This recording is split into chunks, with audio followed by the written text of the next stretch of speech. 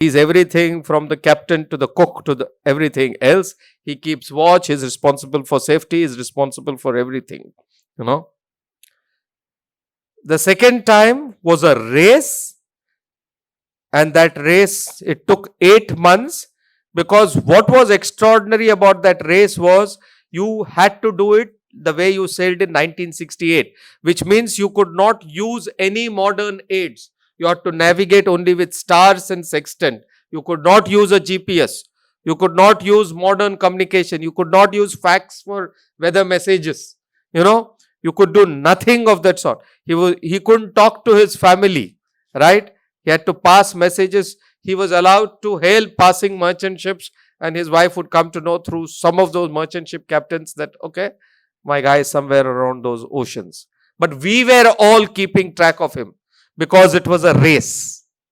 It was a race, ladies and gentlemen, for 9 months, nearly 9 months between him and his co-competitors. I think finally just three made it, or three completed that race out of a start of about 20 plus people.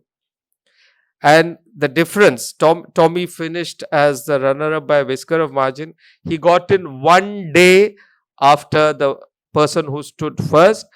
1 day over a 9-month cycle is a microseconds difference in a 100-meter dash. Just do the math, you know. And his boat was absolutely battered.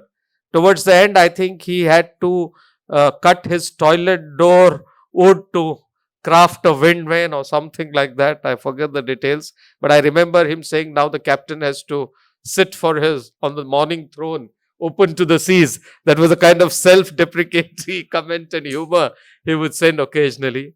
So that is the sort of guy Abhilash Tommy is. But his most heroic story is not these two.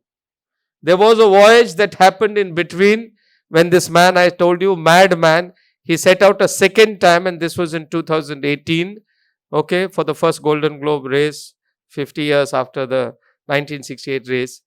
He was in second or third position, 3 months into the race, in the most remote part of the world, in the southern oceans as it is called.